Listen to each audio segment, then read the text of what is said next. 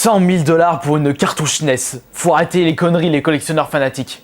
Hier, pendant que je me trimballais sur le site jv.com, j'ai pu apercevoir un article stipulant avec comme titre une cartouche NES ultra rare mise en vente sur eBay. Je me suis dit, mais quelle est cette cartouche?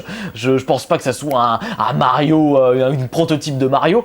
Et au final, il s'est avéré que c'est en fait la cartouche NES Nintendo World Championship. Vous allez me demander, mais qu'est-ce que c'est? En fait une cartouche NES produite et éditée à 116 exemplaires dans le cadre d'un tournoi qui s'est déroulé en 1990 aux États-Unis, où le but de ce tournoi était de faire 3 jeux à la suite le plus rapidement possible. Donc dans cette cartouche, nous avions, Mario Bros, Bad Racer ainsi que Tetris. C'était les jeux qui étaient en compétition durant ce tournoi. Et vous vous rendez compte qu'un de ces exemplaires a été mis en vente sur eBay récemment et il est parti pour 100 000 $. Regardez l'annonce par vous-même sur eBay. J'ai fait un screenshot. La cartouche est franchement d'un état miteux à mort. L'étiquette du jeu est complètement déchirée, c'est vieux, moisi, écrit, en plus il y a Mario écrit au stylo bille, mais ça n'a pas empêché les gens justement de se ruer et de mettre vraiment le prix fort pour posséder de ce jeu qui est du coup le jeu le plus rare de la NES. Mais en réalité ce n'est pas le plus rare, puisqu'il existe également une version dorée de ce jeu, Nintendo World Championship. Je veux dire une cartouche dorée plaquée or comme pour une cartouche Zelda. Celle-là a été éditée seulement à 26 exemplaires. Vous vous rendez compte, si quelqu'un qui veut se faire une full set de jeunesse, il va falloir qu'il mette franchement le prix pour avoir ce jeu. Mais moi personnellement, en voyant cette fin d'enchère, ce prix ultra hallucinant pour un jeu, je me rends compte que le fanatisme envers le rétro, envers la collection du rétro gaming n'a jamais atteint un aussi haut niveau.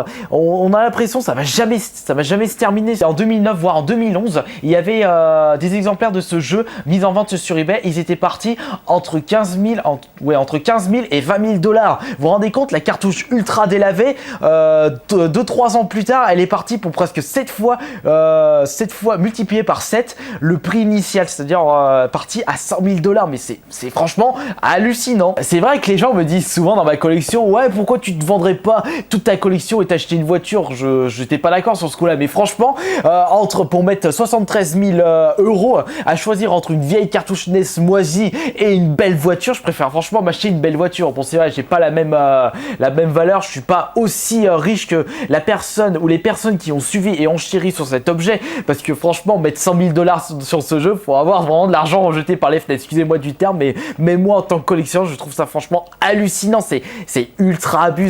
En plus, je trouve plus logique de mettre 3 000 € dans un Zelda sur Super Nintendo sous blister. Je trouve plus logique et du coup plus accessible par rapport à ce jeu Nintendo World Championship.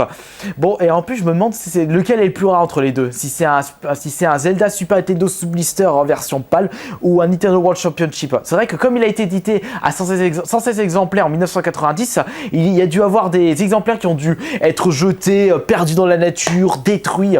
D'ailleurs, je me demande à combien d'exemplaires il reste du coup.